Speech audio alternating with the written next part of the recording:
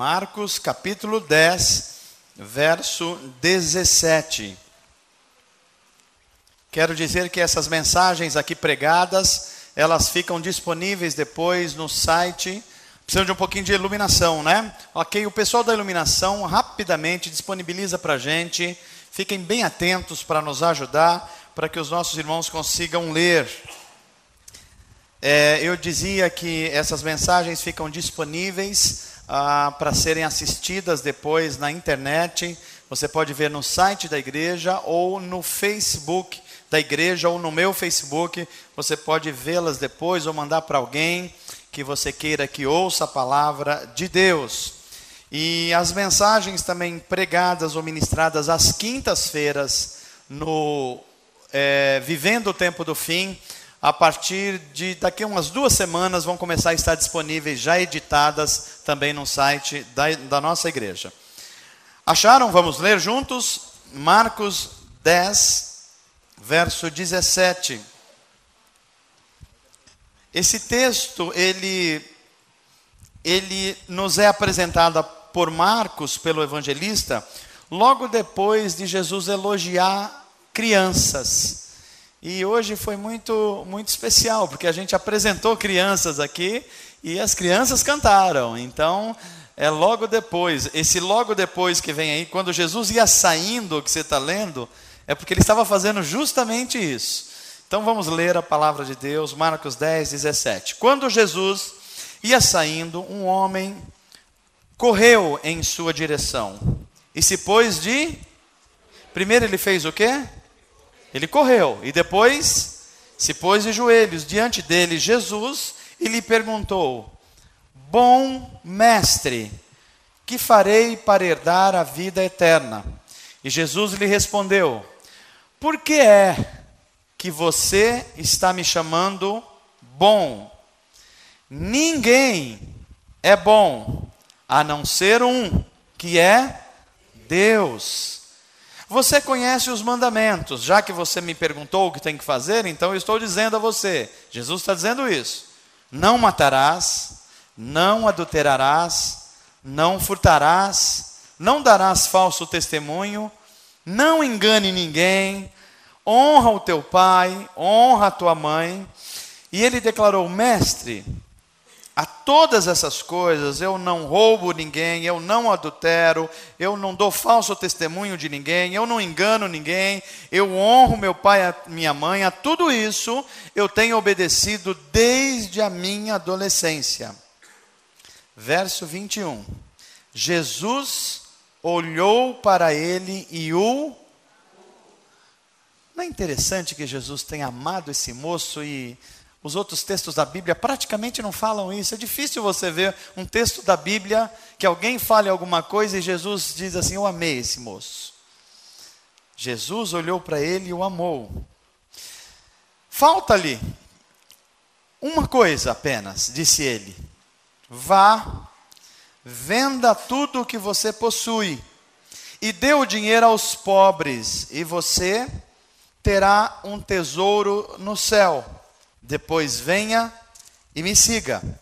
Diante disso, ele ficou extremamente abatido, afastou-se triste, porque tinha o quê? Muitas riquezas. Jesus olhou ao redor e disse aos discípulos: como é difícil aos ricos entrar no reino de Deus. Os discípulos ficaram admirados com essas palavras, mas Jesus repetiu: filhos, como é difícil entrar no reino de Deus. É mais fácil passar um camelo pelo fundo de uma agulha do que um rico entrar no reino de Deus. Os discípulos então ficaram perplexos e perguntavam uns aos outros: neste caso, quem pode ser salvo? Jesus olhou para eles e respondeu: para o homem é impossível, mas para Deus não. Todas as coisas são possíveis para Deus. Amém. Feche os teus olhos, vamos orar. Pai amado, obrigado pela tua palavra. Pedimos que o teu Espírito nos leve a toda a tua verdade. que Ele nos ilumine mente e coração, que de tudo que o Senhor já nos falou e foi tão especial nessa noite, continue a nos falar pelo Teu Espírito. Produza em nós hoje transformação, cura, salvação. Joga luz sobre a nossa vida, para que a gente não viva em trevas, mas viva na luz e pela luz. Faz isso, Pai amado, pelo Teu Espírito e em nome de Jesus. Amém. Amém. Eu gostaria de iniciar a mensagem dessa noite fazendo algumas perguntas para mim e para você. Mais especificamente, 3 perguntas. E ao fazer essa pergunta, ela não é apenas uma pergunta retórica, não. Ela está buscando a nossa resposta em relação como nós nos enxergamos e depois como a Bíblia nos enxerga. Primeiro a nossa ótica, depois como a Bíblia nos enxerga. A primeira das perguntas e eu queria que você se manifestasse respondendo mesmo. Você se considera gente boa?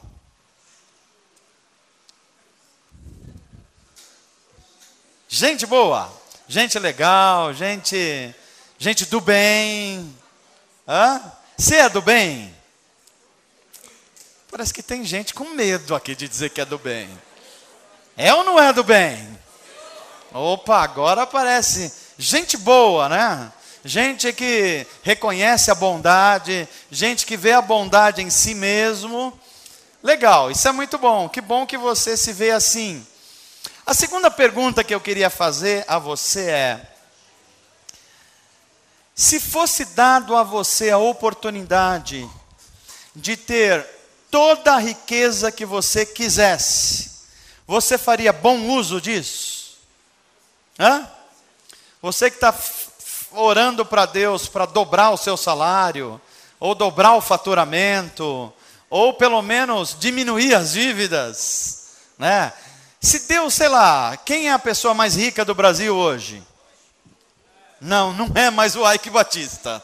Nem adianta, o Ike Batista já está espremendo o finalzinho da pasta de dente para economizar, que agora a coisa apertou para ele. É o dono de um conjunto de empresas de alimentação, né? Eu não estou me lembrando o nome, alguém lembra dele agora?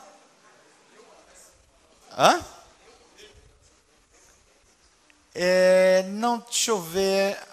Eu vou lembrar daqui a pouquinho, eu já falo o nome dele. Mas é um brasileiro dono de um conjunto de empresas de alimentação. E ele era dono antigamente de empresas de bebidas e tudo isso, né? Então, na verdade, a fortuna dele parece que está estimada em 24 bilhões de reais.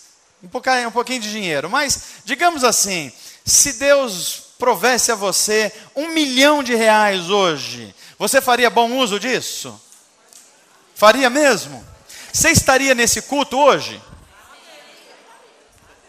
Parece que já tem gente com dúvida disso. Olha, eu só fiz uma segunda pergunta. Uma segunda. Se Deus desse o que você quisesse mesmo, principalmente financeiramente, você faria bom uso disso? Ok. Você é gente especial. Você já falou que você é gente boa. E não só isso, você é pessoa sensata. Você faria bom uso do dinheiro. Agora, uma terceira pergunta que eu queria fazer a você, para completar esse ciclo de gente especial. Gente especial. Tenta imaginar para você hoje, o que é que você considera de mais precioso para você. Tirando Deus. O que você reconhece de mais especial, de mais precioso na sua vida? Tenta pensar aí. Já pensou? Tá. Se Deus pedisse isso para você hoje, como é que você lidaria com isso?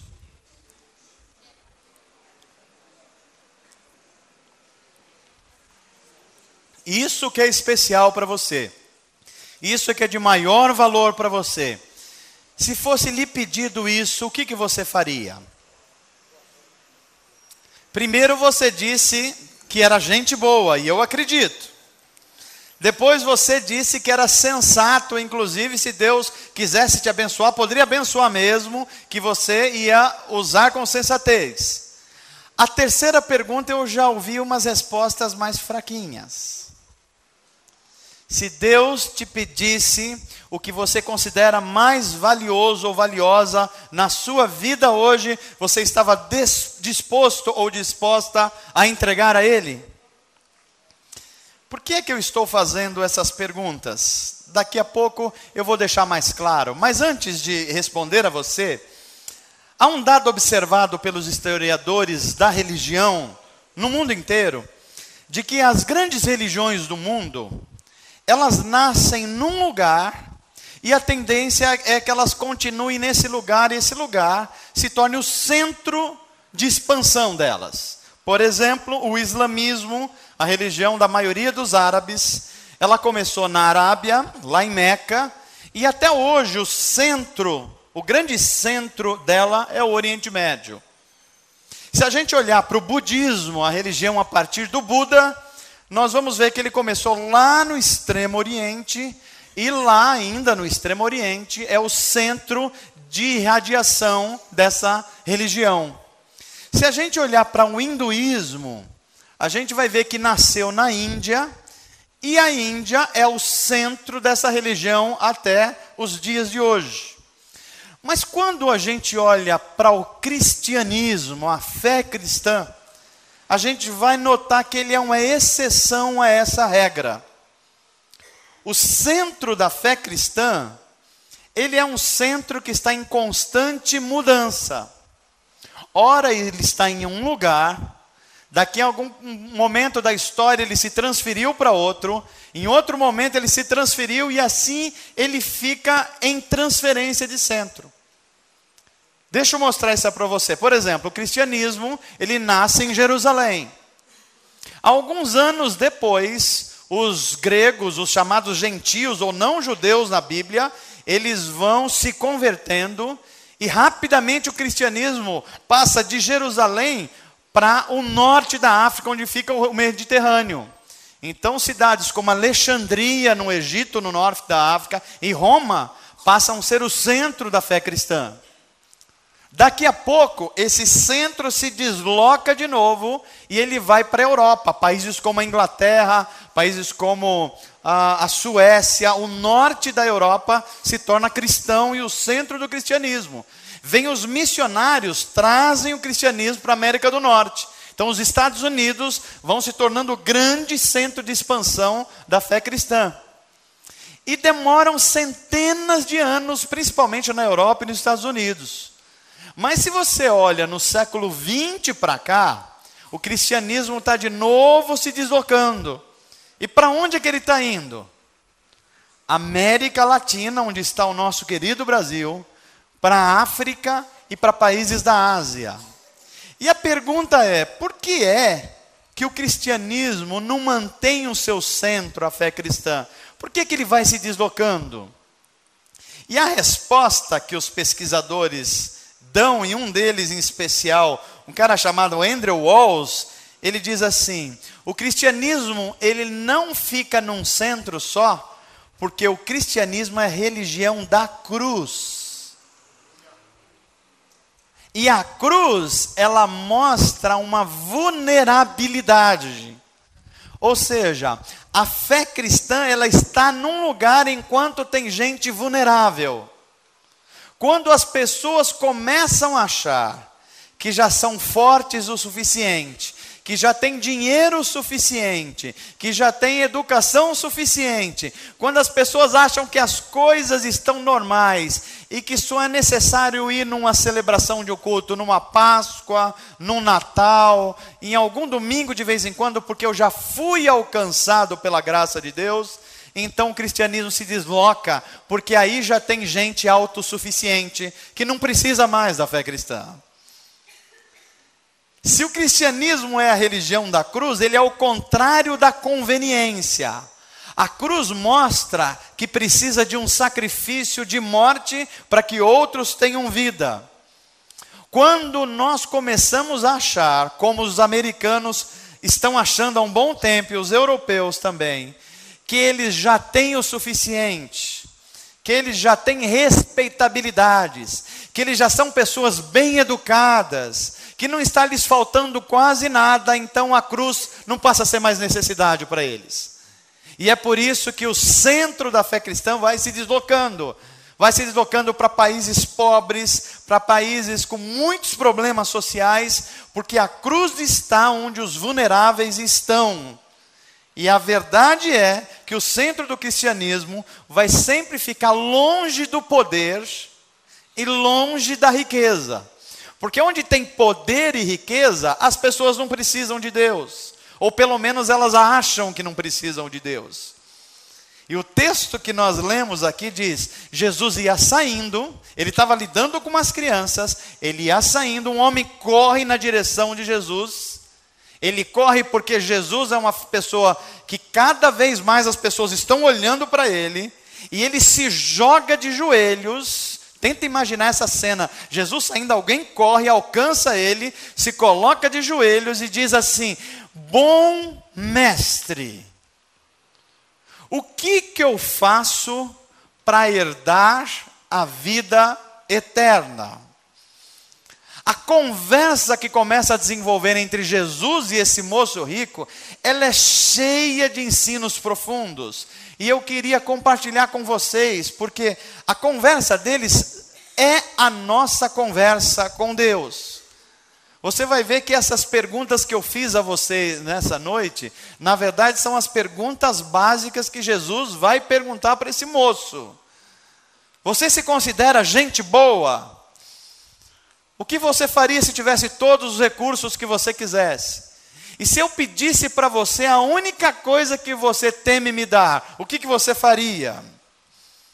Quando Jesus começa a ouvir, ele diz assim, bom mestre, o que tem que fazer? Eu já sou uma pessoa bem-sucedida, eu sou uma pessoa que tenho dinheiro, eu sou nascido numa boa família, eu conheço bem a religião, eu conheço bem as pessoas influentes, mas tem alguma coisa dentro de mim que me diz que está faltando alguma coisa ainda. Tem um buraco dentro do meu coração que ele não foi preenchido por nada ainda. O que é que eu tenho que fazer para preencher esse vazio da minha vida? Presta atenção como Jesus começa a responder esse moço. Quando ele diz assim, bom mestre, o que eu faço para ter a vida eterna? Jesus começa a perceber que esse moço tem um falso conceito sobre bondade. Que esse moço está equivocado sobre o que significa ser pessoas boas. E antes que eu continue, deixa eu fazer essa pergunta de novo para você. Você se considera uma pessoa boa? Ué, já está...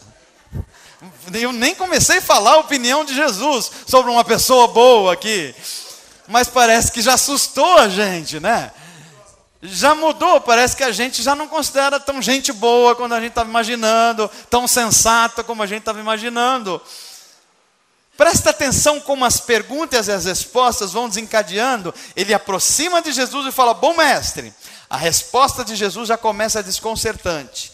Por que é que você está me chamando de bom?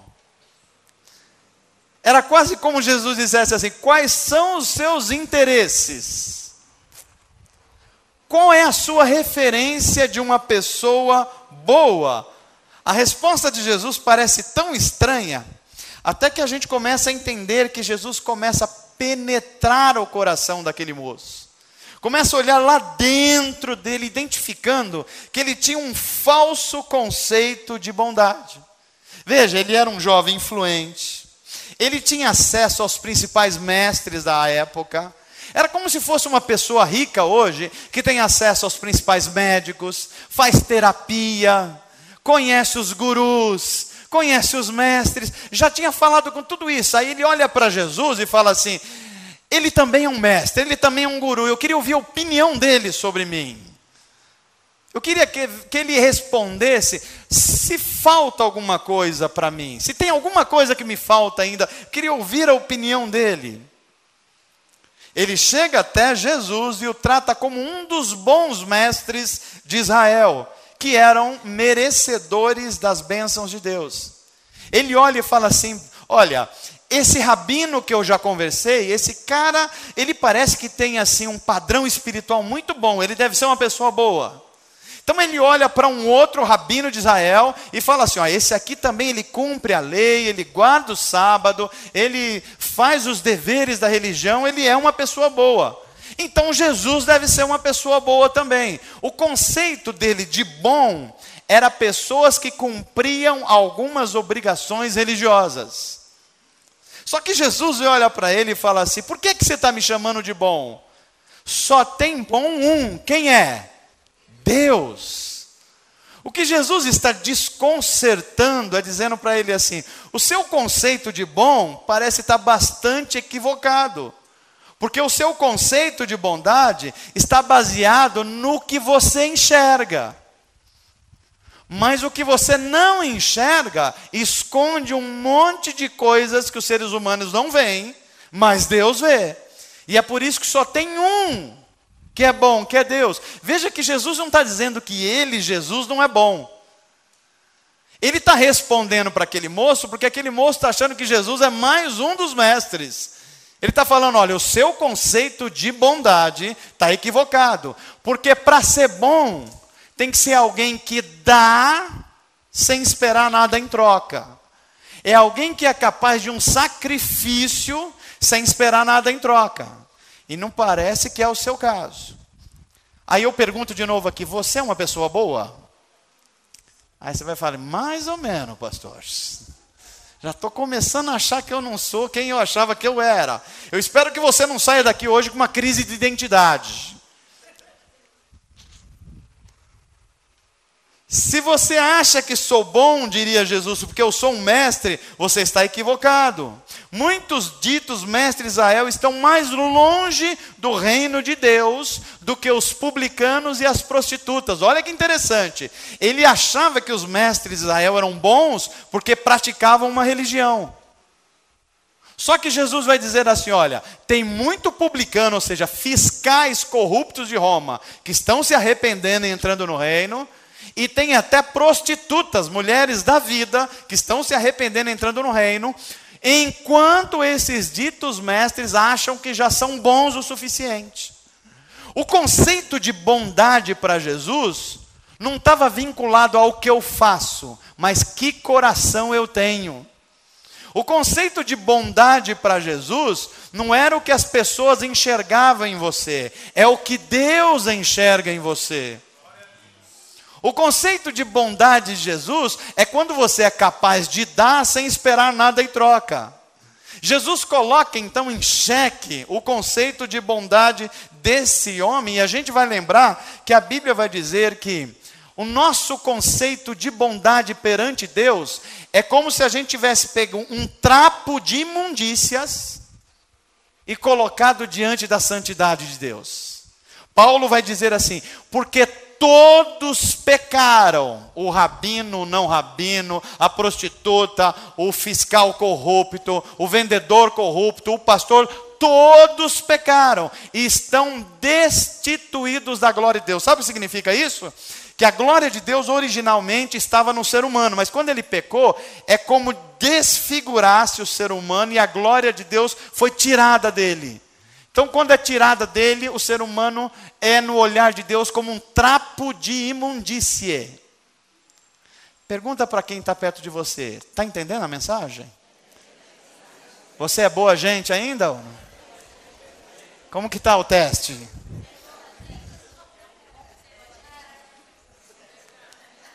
Sabe o que a Bíblia está querendo ensinar para mim e para você na história desse moço aqui?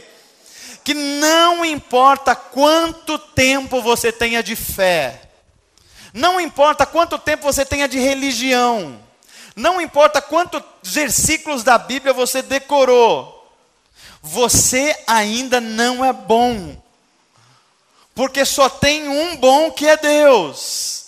Isso quer dizer que todo ser humano carece da glória de Deus. E quem é bom na Bíblia, então, pastor, é quem reconhece que é pecador e precisa da graça de Deus. Esse é o bom na Bíblia. Amém, gente? E aí, você é gente boa? Tem gente que reconhece? Porque o teste para a gente saber se é gente boa na Bíblia é: você se conhece um pecador? Sim, então você começou a ser gente boa. Você reconhece que você não é o que precisava ser? Se você dizer sim, então você está bem no teste. Você começou a ser gente boa. Agora, se você falar assim: não, pastor, eu já estou bem melhor que a Mariazinha. Você é um trapo de imundícia. Entendeu o que a Bíblia está falando? Não, esse não é o meu conceito. É o que a Bíblia está ensinando para a gente. Esse moço só chegou para Jesus achando que estava com a bola toda. Ele fala assim: será que me falta ainda alguma coisa? Aí Jesus fala: está faltando tudo para você, só isso. Então diga assim comigo: Senhor Jesus, tira de mim esse falso conceito de bondade e coloca em mim um espírito arrependido, que reconhece ser um pecador e que necessita da graça de Deus. Amém. Agora está cheio de gente boa aqui. O segundo falso conceito que Jesus identifica na conversa com esse moço é que ele, embora sendo identificado como um jovem rico, não conhecia nada sobre riqueza e prosperidade. Aliás, ele tinha um falso conceito sobre o que era prosperidade e riqueza. A conversa continua. Depois de Jesus falar sobre bondade, agora ele desloca o eixo da conversa e fala assim: vamos falar sobre outro assunto agora. Jesus fala assim: olha, você quer ser mesmo uma pessoa perfeita? É quase como uma ironia de Jesus. Você quer ser perfeito? Então faz o seguinte: observa os mandamentos e fuja do pecado. Quer ser perfeito? É só isso que você tem que fazer. Aí ele olha para Jesus e fala: não, Jesus, não, isso aí eu estou bem na fita. Porque desde quando eu sou um adolescente, eu tenho observado, nunca matei ninguém.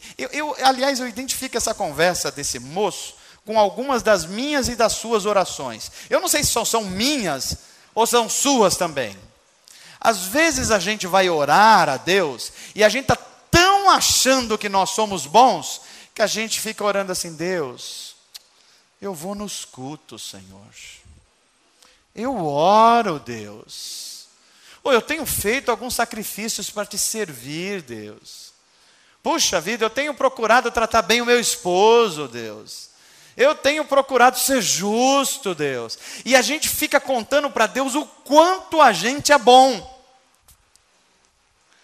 Aí Jesus diz assim para ele: vamos testar você. Não matarás, não adulterarás, não dê falso testemunho, não trata com injustiça ninguém, honra o teu pai e sua mãe. Como é que você está? Ele falou: ó, tudo isso aí eu tenho feito e eu acho que eu passo com louvor nesse teste. Aí Jesus olha para ele, o verso 21 vai nos mostrar que Jesus olha para ele e o ama.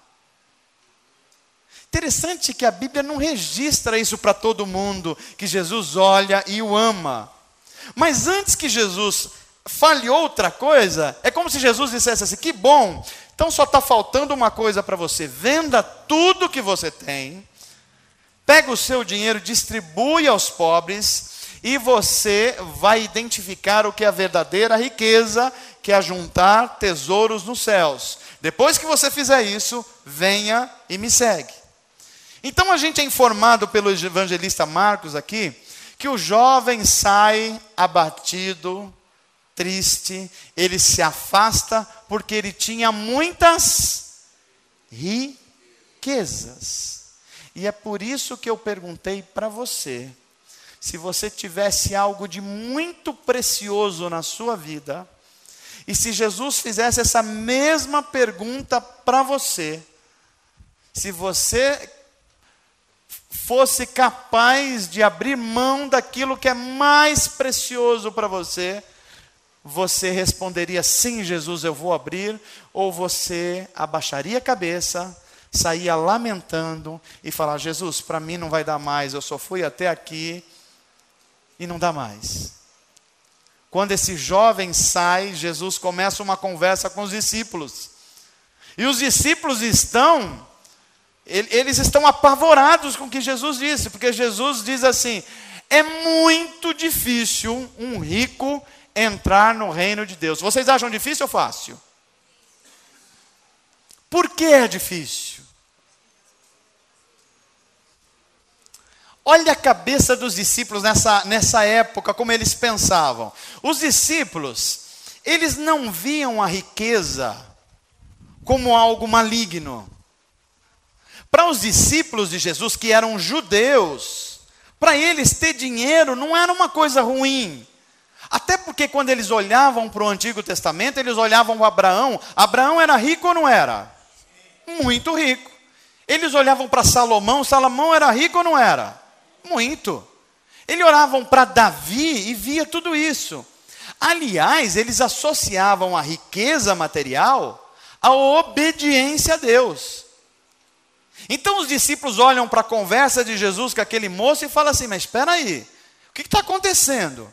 Se mesmo eu obedecendo os mandamentos, eu não consigo entrar no reino de Deus, então quem é que pode se salvar? A resposta de Jesus é impressionante. O que é impossível para os homens, é possível para Deus. O que Jesus está dizendo é que nem o melhor dos seres humanos, nem o mais correto dos seres humanos, nem o mais justo dos seres humanos, chega nem perto do que Deus considera santo.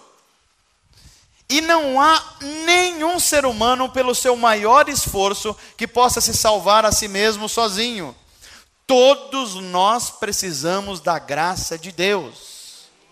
Quer ver uma coisa? Se entrar aqui nesse culto hoje, uma mulher vestida como uma mulher da vida, prostituída, com aquela maquiagem toda assim, aperoada. Tem essa palavra, aperoada? Não sei, mas você entendeu aí, né?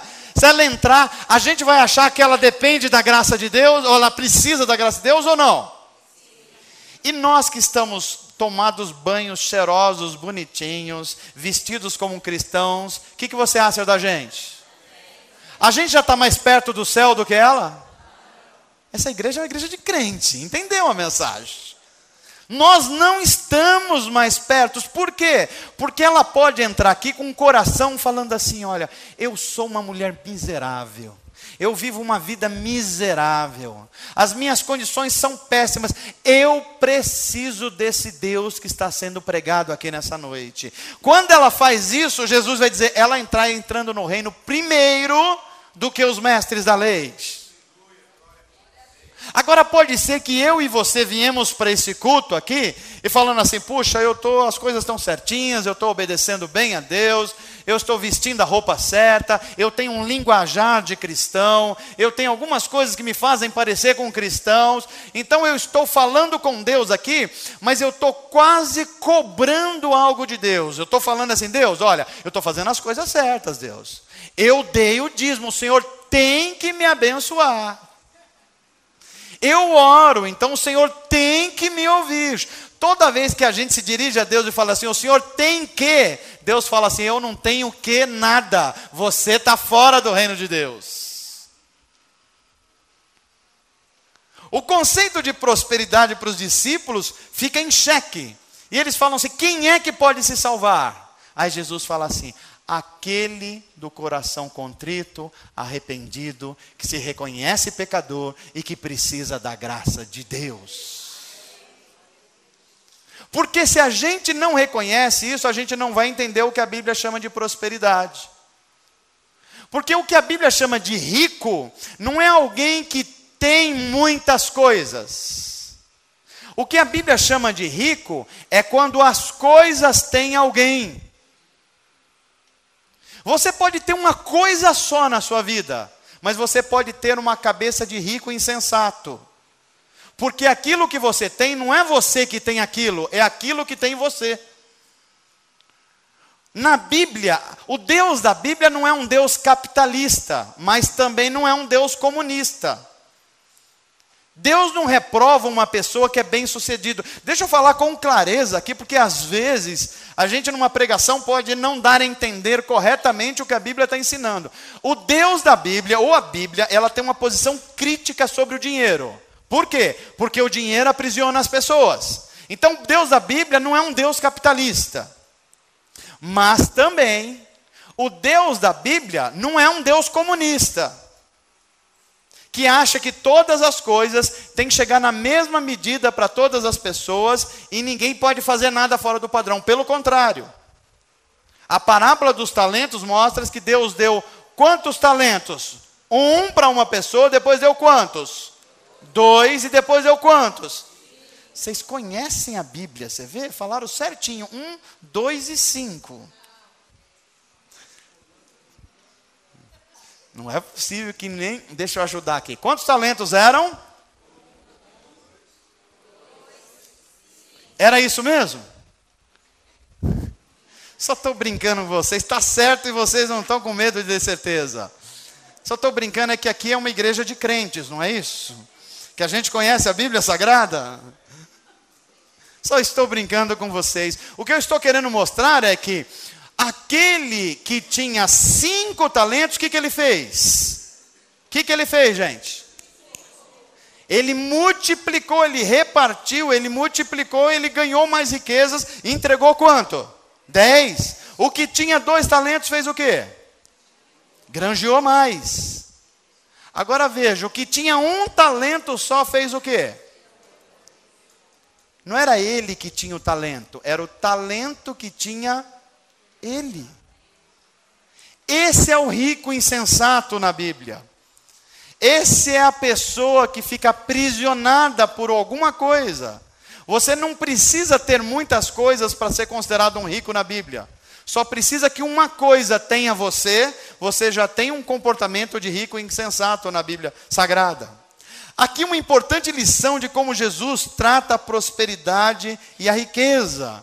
Porque toda vez que você não tem as coisas, mas as coisas têm em você, então essa coisa, seja lá o que for, se tornou um ídolo na sua vida. E se tornou um ídolo, se tornou um Deus falso. E um Deus falso está muito perto de um demônio. Então alguma coisa que pode ser uma bênção para nós no começo da nossa vida, ao passar do tempo, se ela vai dominando a gente, pode ser um demônio na nossa vida. Fala para quem está perto de você assim, fica esperto. Até coisas boas, necessárias, interessantes e abençoadoras, pode se tornar um ídolo. E um ídolo é um falso Deus. Fica esperto. Um falso Deus é quase um demônio. Você pode estar convivendo com um demônio. Ficou até com medo de dizer isso, né? Misericórdia mesmo. Misericórdia mesmo. Porque esse moço, ele tirava nota 10 na religião. Mas quando Jesus pediu apenas uma coisa para ele, ele tirou nota 0. Porque não era ele que tinha as coisas, eram as coisas que tinham ele. E toda vez que isso acontece, nós temos uma muleta na nossa vida. Eu tenho dito aqui, vou repetir para vocês.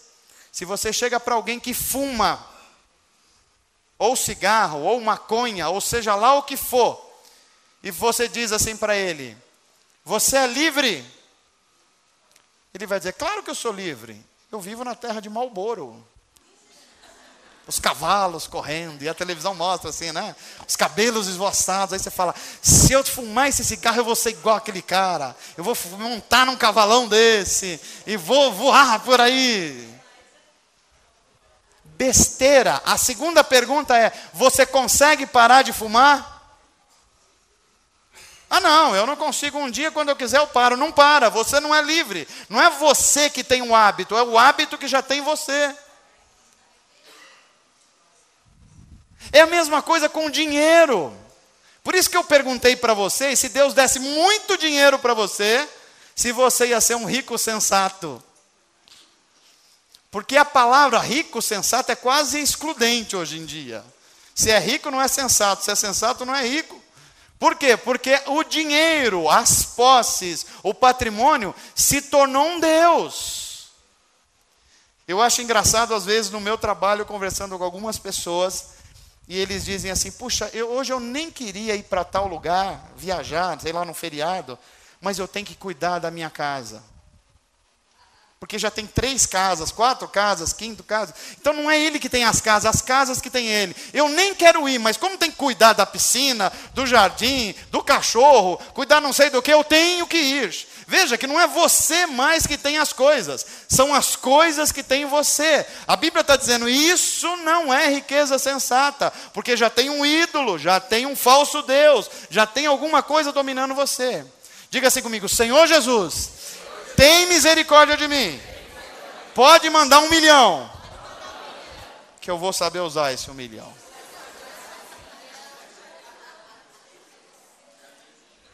Deus vai cobrar de você o que você está falando aqui.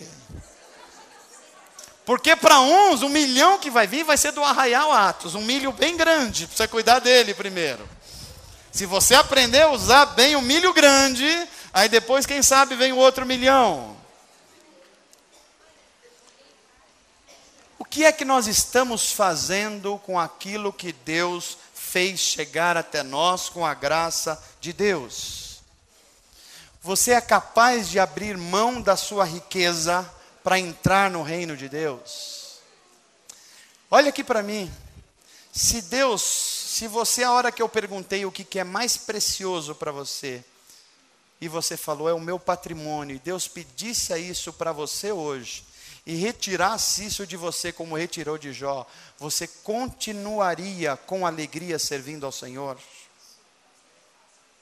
Se você se tornou um profissional influente, uma pessoa importante, se você perder esse cargo, tudo isso, você continua fiel servindo a Deus com alegria? Presta atenção numa coisa delicada que eu vou dizer para você agora.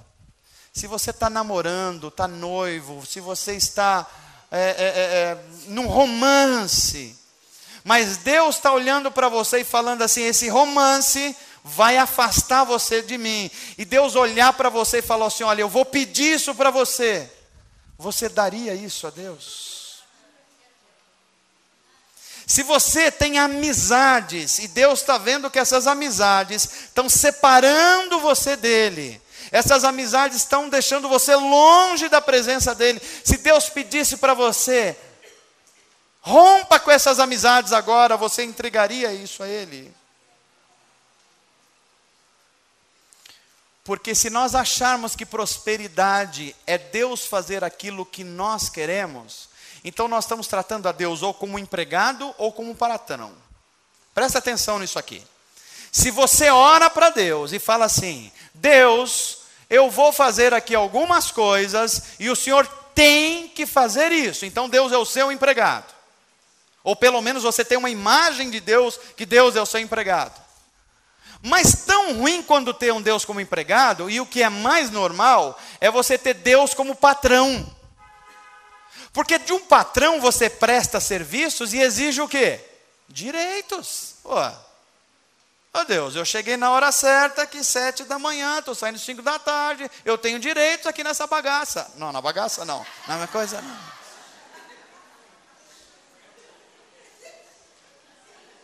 Quando a gente começa a se relacionar com Deus assim, a gente tem uma relação comercial com Deus. Ou seja, eu estou fazendo algumas coisas e o Senhor também tem que fazer a sua parte.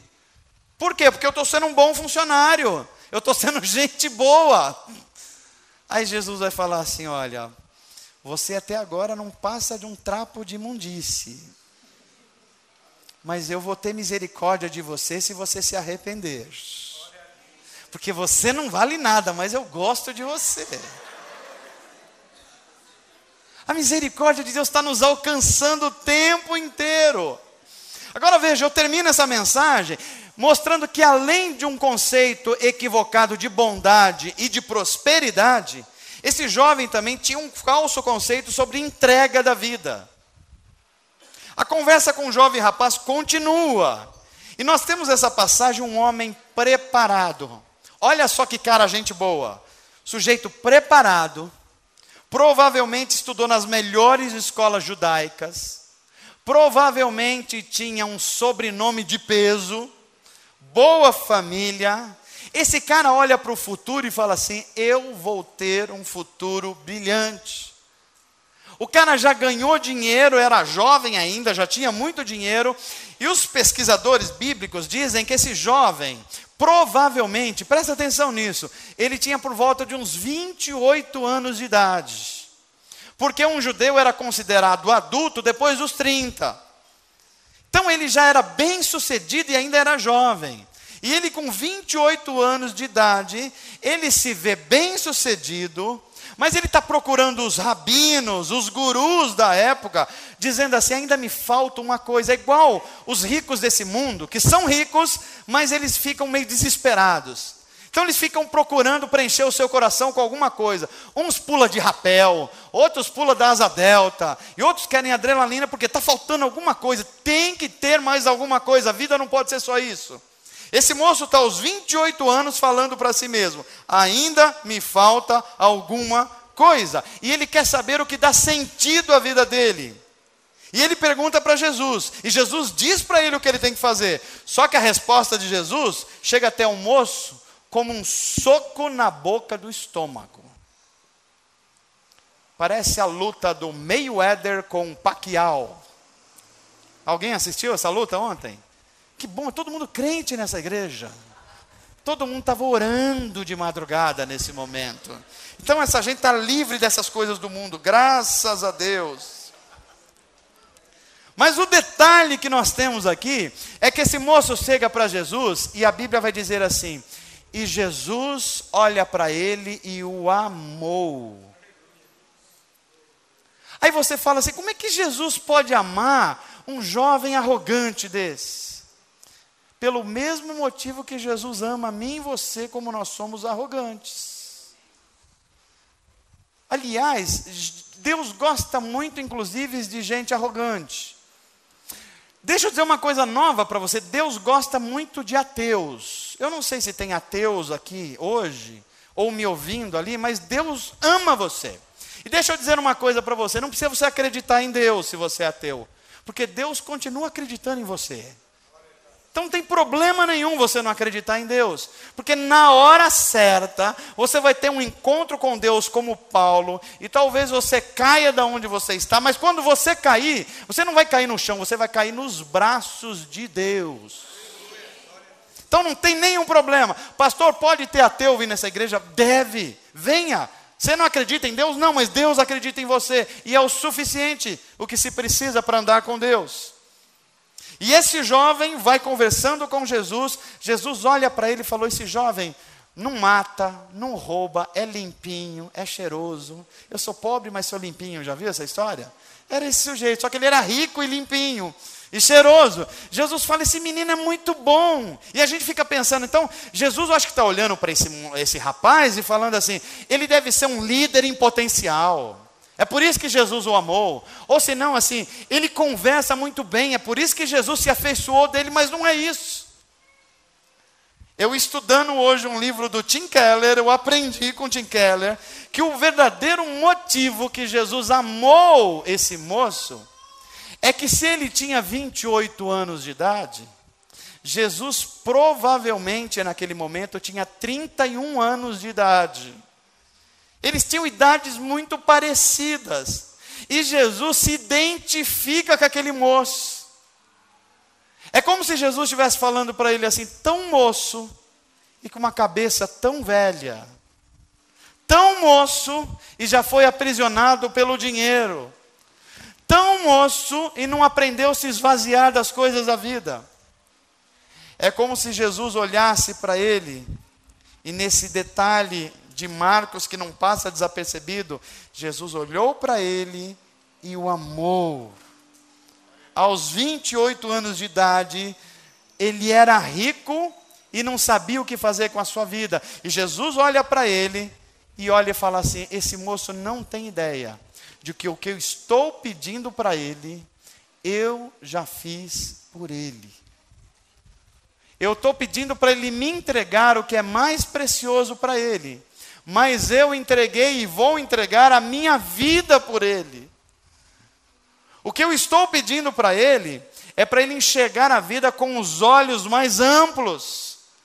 E Paulo vai dizer uma frase linda em 2 Coríntios 8, que diz assim a respeito de Jesus: embora ele fosse rico, se fez pobre. Jesus é o verdadeiro jovem rico. Na verdade, ele está olhando para aquele jovem e está falando assim: esse moço está desperdiçando a vida dele. E aqui vem uma lição de qual é o momento da minha vida para eu me entregar incondicionalmente a Deus. Qual é o momento da sua vida que você deve se entregar a Deus? Será que é na sua adolescência? Será que é na sua juventude? Será que é depois que você se tornar um profissional respeitado, aí você vai fazer isso? Será que é quando você se aposentar que é que você vai fazer isso? E a única resposta bíblica possível é: o momento certo para você se entregar a Deus é agora. Diz para quem está perto de você: é hoje. Tem que ser agora. Não espere nem um minuto. Jogue-se em Deus. Mergulhe nele. Agora olha aqui para mim, presta atenção nesse quadro. Jesus olha para o moço rico, e a única palavra que Marcos usa aqui, que ele voltou-se triste, é a palavra que do grego traduzido é angustiado. Essa raiz da palavra angustiado é a mesma raiz que está lá naquelas palavras do Getsemane com Jesus.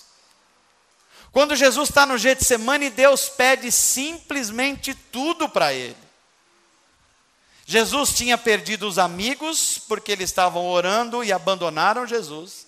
Jesus se volta para o Pai e fala assim: Pai, não me abandone, mas ele não ouve nada. É um sentimento de isolamento, e Jesus tem que confiar em Deus e se joga na escuridão, crendo que o Pai ia segurar ele e sustentá-lo.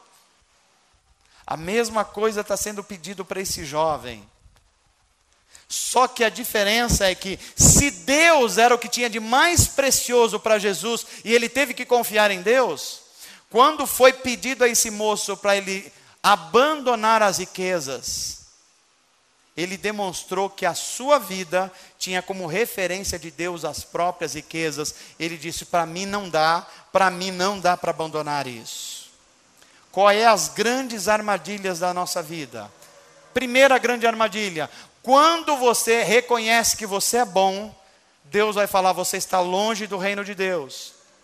Quando você se reconhece falho, fraco, necessitado de Deus, então Deus chama para você: vem que a gente vai celebrar juntos o reino de Deus. Amém, gente? Qual é a grande armadilha da vida? É que quando você, tendo as coisas, passa a ser posse das coisas. É por isso que a Bíblia não vai reclamar da riqueza, mas o que você faz com a riqueza. Eu oro para que Deus faça muita gente rica aqui nessa igreja, principalmente da graça de Deus, principalmente também com bastante dinheiro. E quando tiver bastante dinheiro, renda tudo para o reino de Deus. Os tons de améns vão variando um pouquinho, né? Eu quero concluir a mensagem dessa noite dizendo que as questões do jovem rico não é do jovem rico, são minhas e tuas. Não raro nós estamos achando que nós nos tornamos bons o suficiente, porque nós já fizemos o que precisávamos fazer. Nós estamos nos equivocando, porque só há um bom. Quem é bom? Deus. Não raro nós nos tornamos prisioneiros daquilo que temos, e então esquecemos que somos apenas administradores. Aliás, deixa eu falar isso para você não esquecer. Deixa eu dizer uma coisa para você: o seu dom, a sua carreira, o seu patrimônio, o seu tempo, tudo isso não é seu. Ele está apenas sob a sua administração. O como você vai usar isso vai mostrar se você é sensato ou não. Então diz para quem está perto de você, não tem nada que é de fato seu. No máximo, você vai administrar as coisas. Veja lá como você vai fazer isso. Não raro a gente acha que a gente tem pouco demais. E fala assim, pastor, quando eu me equilibrar na minha vida, quando eu fizer o meu pé de meia, pode contar comigo no reino de Deus, que a coisa vai acontecer. Aí a Bíblia vai olhar para você falando, você é insensato. Que quando você tiver as coisas, é um grande sinal que as coisas já estão tendo você. Ou senão você fala assim, não pastor, eu preciso primeiro, resolver alguns probleminhas, eu preciso resolver umas coisas particulares, depois Deus pode contar comigo. A palavra de Deus vai dizer para assim, deixa que os mortos enterrem os seus próprios mortos. Eu queria que nessa noite você tentasse identificar o que é que você considera de mais precioso na sua vida diária. Aquilo que você tem mais dificuldade em abrir mão. E todos nós temos isso. E você reconhecer que a Bíblia está dizendo, isso pode ser uma grande armadilha na sua vida. Porque tudo que você não puder abrir mão, já se tornou um ídolo para você. O que tem impedido melhor de você se aproximar de Jesus de perto? Será que são posses? Será que são fama? Será que é influência? Será que é um relacionamento? Será que é um romance? Será que é um vício? Será que é um orgulho? Será a sua carreira? O que é que tem impedido você de andar com Jesus, como foi o caso desse jovem rico? E eu termino dizendo, se a sua vida espiritual estiver confortável demais, se preocupe com isso. Você pode estar longe da cruz de Cristo. Porque a cruz de Cristo, quando você está perto dela, ela direciona você não para o conforto, não para a suficiência, mas na direção dos necessitados desse mundo. Diga assim comigo, a cruz de Cristo me direciona para o sacrifício e não para o conforto. Que cristianismo que você está vivendo? Se é o cristianismo que Deus é o seu empregado, em que você exige dele que ele cumpra algumas coisas, ou ele é o seu patrão, que você exige que você é um bom funcionário e ele tem que pagar bem você, então você está mais para o conforto do que para o sacrifício. Agora, se você ama Jesus e reconhece a cruz de Cristo como a entrega de Jesus por excelência por você, então a cruz de Cristo vai levar você aos necessitados desse mundo. Diz para quem está perto de você assim, fuja das armadilhas. Fuja das armadilhas. Da falsa bondade. Da falsa prosperidade. E da falsa entrega. Põe a cruz de Cristo no centro da sua vida. Então a sua vida vai ter uma entrega diária. Sabe por quê? Jesus disse assim, quem quiser me seguir, negue-se a si mesmo, tome a sua cruz diariamente e então me siga. Quantos aqui querem tomar essa cruz hoje? Deus ama pessoas arrependidas. Deus ama pessoas que se reconhecem fracas. Deus ama pessoas que se reconhecem necessitadas.